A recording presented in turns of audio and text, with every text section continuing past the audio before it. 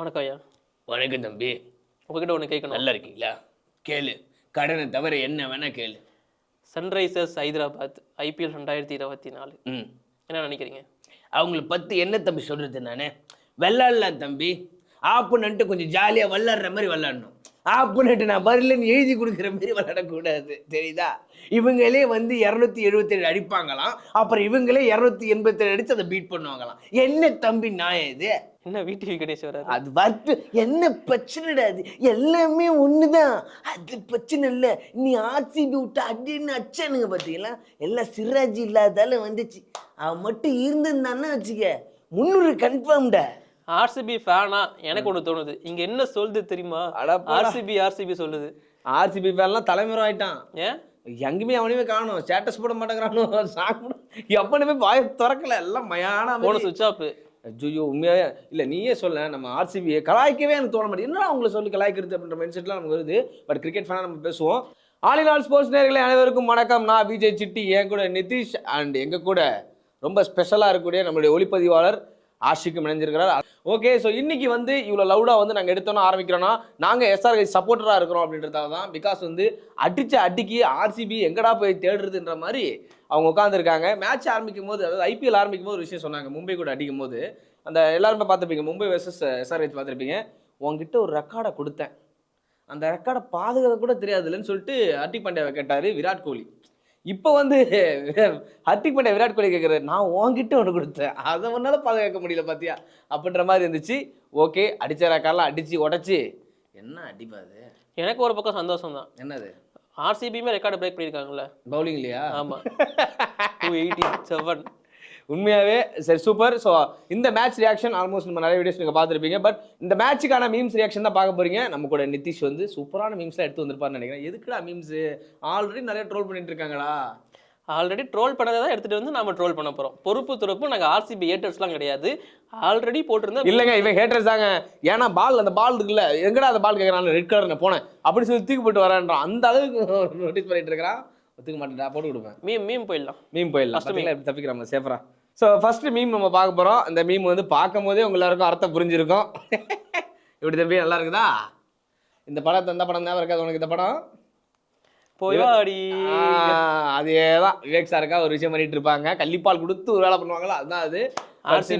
RCBயா நீ தோத்து போயிட்டு கிளம்பிடு, வராத, அடுத்தது சென்னை பையனா பிறந்து வா, அப்பயாச்சும் உருப்படியா பார்க்கலாங்கிற மாதிரி சொல்லிட்டு ரொம்ப கவலைக்கிடமா இருக்கு. அடுத்த மீம் நீ தான் காட்டுவீங்க பாருங்க. ஆஹா, இது வந்து மேட்சுக்கு முன்னாடி. ஆனால் SRH நோட்டீஸ் பண்ணீங்களா? பாருங்க, மும்பை இந்தியன்ஸும் அடிச்சிட்டாங்க, RCBயும் அடிச்சிட்டாங்க, டிஃபெண்டிங் சாம்பியன் சென்னை சூப்பர் கிங்கும் அடிச்சிட்டாங்க. என்னங்க அவங்க. அடுத்த மீம் நீங்க பார்த்துருங்க. டேய், எங்களை எதுக்குடா பவுலிங் போட சொல்றீங்க? 300 ரன் டார்கெட் ஃபிக்ஸ் பண்ணி பேட்டிங் ஆட சொல்லுங்கடா. ஃபூல்ஸ் அப்படி நீங்க ஃபீல் பண்ணிக்கிங்க, அதை சொல்லக்கூடாது, அதனால தான் விட்டேன். ஃபூல்ஸ்லாம் சொல்லலாம். ஃபூல்ஸ். அடுத்து வந்து excuse me, what is the procedure to ban RCB டீமா? ஐயோ டேய், இந்த மீம் இதோட நிறுத்த போறது இல்லை நிதிஷ். என்ன எக்கச்சக்கமா மீம் பார்த்துட்டு தான் இருக்க போறோம். ரொம்ப கவலைக்கிடமா இருக்கா எனக்கு பார்க்கும்போது. RCB அப்படிதான் கிடக்கு. RCB அப்படிதான் இருக்கு. நெக்ஸ்ட் மீம் என்ன இருக்கு அப்படி பார்ப்போம். அதான் யார் போட்டாலும் அடி விடுது இல்லை, தலைவன் கோலிக்கு ஒரு ஓவர் கொடு.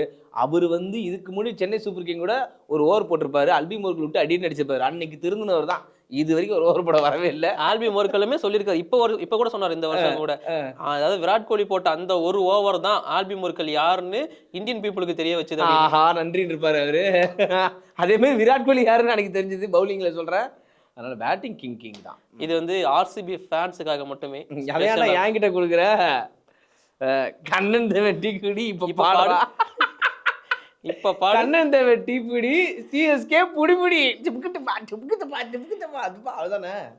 அடுத்த மீம் பாருங்க. டிராவிஸ் ஹெட் எல்லாத்தையும் பண்ணிட்டு எதுவுமே பண்ண தெரியாத மாதிரி அசால்ட்டா போட்டு போறாரு. நம்ம யாருக்கும் சண்டை சச்சரவு இல்லாம நம்ம போயிட்டு அமைதியா போயிடும்னு சொல்லிட்டு இன்னைக்கு ஒரு செஞ்சுரி அடிச்சவன தானஸ் வச்சிருப்பாரு பாத்தீங்களா, அந்த மாதிரி வச்சிருந்தாரு ஹெல்மெட்டுக்கு. கெயிலோட செலிப்ரேஷன். ஆமா, யுனிவர்சல் பாஸ் மறந்துடாதீங்க. அவரு தாங்க இந்த 263 அடிக்கிறதுக்கு மிக முக்கியமான காரணமா இருந்தாரு. ஆனா அவரே கழட்டி விட்டாங்க RCB. இப்போ இன்னும் வச்சுமா ஆடிட்டாக்க முடியும். அவர் தான் விளம்பரம் அப்பவே கழட்டி விட்டாங்களே. அப்பவே கழட்டி விட்டு பஞ்சாப் பக்கம் அனுப்பிச்சு விட்டாங்க. நீங்க அங்க போங்க அப்படின்னு சொல்லிட்டு அப்படி போனதான் அட்வர்டைஸ்மெண்டா நினைச்சிட்டு இருக்காரு. Okay, super. நெக்ஸ்ட் மீம் என்ன இருக்குது? Special meme. Special person. இது வந்து எனக்கு ரொம்ப பிடிச்ச மீன் அது உண்மையா நிதிஷ். நான் அவன்கிட்ட சொல்லி நிதிஷ் ஒருவேளை இந்த மனுஷன் கண்டிப்பா டீம்ல இருந்தாருன்னா 287 வந்திருக்குமா? இல்ல வந்திருக்காது. அதை தாண்டியே போயிருக்கோம். யார சொல்றவங்க எல்லாருக்கும் தெரியும். சிராஜை தாங்க சொல்றோம், சிராஜை தான் சொல்றோம். ஆனா சிராஜ் மைண்ட் செட் இப்ப செம்மையா இருக்கும்.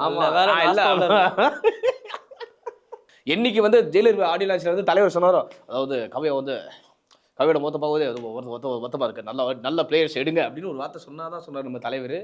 இதுக்குள்ள இந்த மாதிரி பிளேயர்ஸ் எடுத்தது முக்கியம் இல்ல, ஆனா அடிக்கிறாங்களே அதிசயமா, அதான் பெரிய விஷயம். டிராவிஸ் ஹெட் தலை அப்படின்னு சொன்னா அபிஷேக் சர்மா, என்ரிஸ் கிளாசன், மார்க்ரம், சமாதான் அவன் தான்டா அன்னைக்கு அடிச்சா லாஸ்ட்ல வந்து. ஆக்சுவலா மார்க்ரமுக்கு லாஸ்ட்ல படல சமாத். இங்க சப்போஸ் சமாத் அவுட் ஆயிருந்தா கூட ஆர்சிபி விட்ட ஒரு பிளேயர் வந்து அடிச்சிருப்பாரு. சபாஸ் அகமது கரெக்ட், அவர்தான். எனக்கு என்ன ஒரு சிரிப்புனா, டக் அவுட்ல காவியா என்ஜாய் பண்றாங்க. ஐயா முடிச்சுப்போமா? முடிச்சுக்கணும். ஏன்னா வந்து இன்னும் இருக்கிறது 4-5 மேட்ச், நாங்க ஃபேர்வெல் மாதிரி ஆடி போயிட்டே இருக்கீங்களா, விட்டுருங்க. உங்களுக்கு ஒருவேளை எங்க மேல கோபமா இருந்தா அடுத்த வருஷம் 9 டீம் தான் சொல்லி ஐபிஎல் நடத்துங்க. தேவையில்லாம எங்களை உள்ள கூப்பிட்டு வச்சு முதல் மேட்சை கொடுத்து அசிங்கப்படுத்தாதீங்க. அவ்வளோ கேவலமா தான் இருக்குது. முதல் மேட்ச் மட்டும் இல்லைண்ணே, இப்போ வரைக்கும் அசிங்கப்பட்டு தானே இருக்காங்க. முதல்ல வெளில போகிறது நாங்கள் தான் இருக்க பிள்ளைங்க. பட் பரவாயில்ல, அடுத்த 4 மேட்ச் ஃபேர்வெல் மாதிரி ஆட்டு போயிட்டு இருக்கோம். விடுங்க, எங்களை எதுவும் கண்டுக்காதீங்க. 4 ஓவர் இதுக்கு மேலே நீங்கள் அடித்தாலும் நாங்கள் அழுறதுக்குலாம் ஒன்றுமே கிடையாது. உடம்புல சத்து இல்லை, கல்ல தண்ணி கிடையாது, எதுவுமே கிடையாது. அடிச்சிங்கயா முடிஞ்ச.